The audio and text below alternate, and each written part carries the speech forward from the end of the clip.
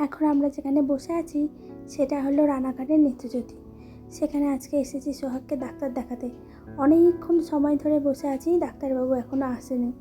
তো আর কিছুক্ষণ পরে তিনিও ঢুকে যাবে, তারপর সোহাগকে চোখ দেখিয়ে একেবারে বাড়ি চলে যাব।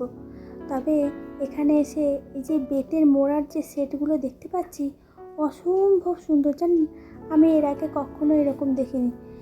এত সুন্দর এই বেতের মোড়ার সেটগুলো। চলুন, সোহাগকে কিছুক্ষণ পর ডাক্তার দেখানো হয়ে যাবে, তারপর বাড়ির দিকে রওনা দেব।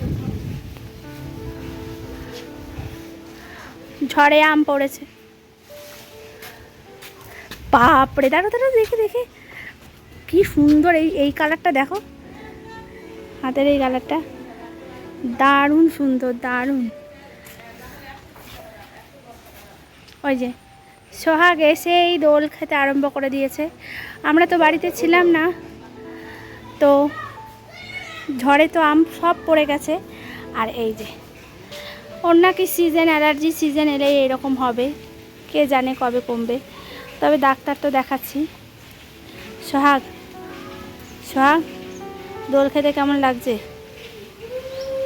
হ্যাঁ, বাহ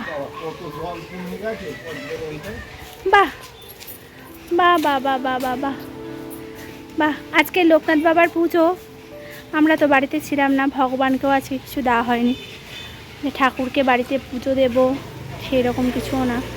তবে এই পদ্ম ফুল গাছটা আমাদের ভীষণ সুন্দর হয়েছে। এই যে, হ্যাঁ, সারাদিন ট্রেনে জার্নি করার পর শরীর আর চলছে না, এত গরম এত গরম। আমরা গেছিলাম রানাঘাটে, রানাঘাটের থেকে নেত্যজ্যোতি একটুখানি, ওই মিনিট 5 বা 10 হবে এইরকম। টোটোতে গেলে তো ওই 2-3 মিনিট মতো হয়তো সময় লাগবে, আর পায়ে হেঁটে গেলে 5-10 মিনিট। তবে জানেন, ওখানে ভীষণ পরিষেবা, ভীষণ ভালো। তো দেখি কি হয়। সোহাগকে ওখানে নিয়ে গেছিলাম। এই অ্যালার্জিটা তো কিছুতেই কমতে চাইছে না, তো ডাক্তার দেখে বলল যে ওর নাকি এটা সিজন অ্যালার্জি। চলুন। আর এই দেখুন বাড়ির কি অবস্থা, এই ধুলি ঝড়ের মধ্যে বাড়ির কি অবস্থা। সাইকেল চালাবে, সাইকেলে তো তোমার পাম নেই মা। যা, হাওয়া দিচ্ছে, ভীষণ সুন্দর হাওয়া দিচ্ছে। এই মানে এত গরম পড়েছে আজকে। একটা সত্যি কথা, একটা দুর্ঘটনাই ঘটেছে রানাঘাট স্টেশনে, যে একজন মহিলা যাচ্ছে আর কি, ট্রেনে হয়তো উঠতে যাবেন বা বসে আছেন, তো এখানে মাথা ঘুরিয়ে পড়ে গেছে। এত গরমে সত্যি কথাই শরীর মানে মানুষের দুর্বল হয়ে যাচ্ছে। মানে মানুষের তো কিছু খেতে মনও চায় না, আর এমনি এই গরমে এত মানে তাপের এই দাবাদহে এত যে অবস্থা মানুষের খারাপ হয়, মানে চোখে না দেখলে বিশ্বাস করা যায় না। আর মানে তাকানো যাচ্ছে না জাস্ট রোদের দিকে। চলুন ঘরের দিকে এবার চাই। সারাদিন ক্লান্তি আর ক্লান্তি, আর যা যা ওষুধপত্র দিয়েছে। সারাদিন সেরকম রান্নাবান্না না হলেও বাড়িতে আসার পর কয়েকটি দেখলাম পটল ফ্রিজে আছে, তো সেগুলোকেই কেটে বেছে ধুয়ে নিয়েছি। আজকে এখন করব পটল সর্ষে। এর জন্য যে নিয়ে নিয়েছি কালো সর্ষে, সাদা সর্ষে, আর দিয়ে দিলাম কয়েকটি আদার টুকরো। বেশি তো মশলাপাতি লাগে না, তাই খুব তাড়াতাড়িও হয়ে যায় রান্নাটি, সেই কারণেই নিয়েছি। এই গরম রোদের থেকে আসার পর আর কিছুই যেন ভালো লাগছে না। পটলগুলোকে ভালো করে ধুয়ে নিয়েছিলাম, তবে জানেন, পটলে যেন জল না থাকে। বেশি জল থাকলে পরে সেই পটল বলছি আর কিছুতেই ভালো করে ভাজা হতে চায় না। কড়াই তেল গরম করে নিয়েছি। তবে এই সর্ষে বা পোস্তর যে রান্নাগুলো হয়, সেগুলোতে যদি একটু সর্ষের তেল দিয়ে করা হয়, ভীষণ তার স্বাদ বাড়ে। মা সব সময় বলে, যখন সর্ষের দিয়ে কিছু রান্না করবে সামান্য একটু তেলও বেশি দেবে, কারণ এই সর্ষে খুব তেল টানে। তাই তেল যদি কম হয় সেই রান্না আর খেতে খুব একটা ভালো লাগে না। তাই মায়ের কথা শুনে যখনই কিছু রান্না করে এরকম সর্ষে পোস্তর, তখনই একটু তেলটা বেশি দিই। ব্যাস, চলুন, এরকমই লাল লাল করে ভেজে নিতে বলেছিল মা, জানেন। নাহলে একটু কাঁচা কাঁচা ভাব থাকলে পরে সেই পটলে যদি শস্য কিংবা পোস্ত পড়ে, সেটা আর ততটা স্বাদ হয় না। আর প্রচুর পরিমাণে জল দিতে হয় না, সামান্য অল্প পরিমাণ জল দিলেই রান্নাটা তাড়াতাড়ি হয়ে যাবে। কারণ পটল ভাজতে ভাজতেই তো অনেকটা প্রায় সেদ্ধ হয়ে যায়। আর আপনি যদি একটু কড়া করে ভাজেন, ব্যাস তাহলে তো হোক, আর কথাই নেই। চলুন, রান্নাটা হচ্ছে ঠিকই, কিন্তু এই বাড়িতে আসার পর আজকে আর রান্না করতে কিছুতেই মন চাইছিল না। কিন্তু আবার ভাবছি রাতেও তো কিছু খেতে হবে, সেই কারণে ওই কথা ভেবেই এখন এই রান্নাটা করে নিচ্ছি। তারপর তো সোহাগের লেখাপড়া আছে। তবে আজকাল আরও একটি কাজ বেড়েছে, সেটা হলো এই চোখের ড্রপ দেওয়া। কিছুক্ষণ পর পর যে চোখের ওষুধগুলো আছে সেগুলোকে তো দিতে হচ্ছে, সেটা একটা মনে মনে করে করে তারপর দিতে হয় সেই ড্রপগুলোকে। এই যে পোস্ত, আদা, লঙ্কা, সর্ষে সবই বেটে নিয়েছিলাম, সঙ্গে দিলাম একটু নুন আর সামান্য হলুদও দেবো। তবে কিছুক্ষণ পরে মশলাটা একটুখানি খানিকক্ষণ কষিয়ে নিই, নাহলে এই যে কাঁচা ভাবের যে গন্ধটা সেটা থাকবে। এই যে বেশি হলুদ দিইনি, সামান্য পরিমাণ হলুদ দেব, কারণ ওই পটলের সঙ্গে তো হলুদ দিয়েছিলাম, সেই কারণে এখন আর প্রয়োজন নেই। চলুন, ভালো করে কষানো হয়ে গেছে।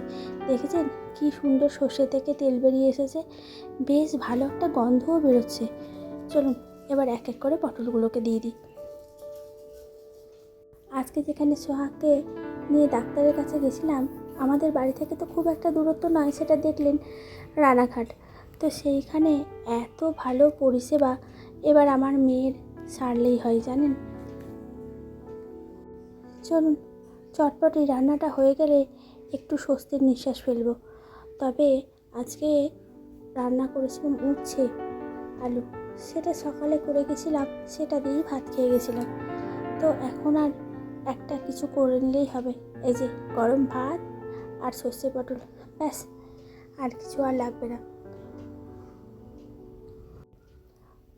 তবে রান্নাটা দেখেই মনে হচ্ছে বেশ স্বাদ হবে জানেন। এই সর্ষে খেতে ভীষণ ভালো লাগে ঠিকই, তবে গরমের সময় আবার বেশি খেলে পরেও পেট কেমন ভার ভার হয়, শরীরে গ্যাস বা অন্যান্য নানা রকম অসুবিধা হতে থাকে।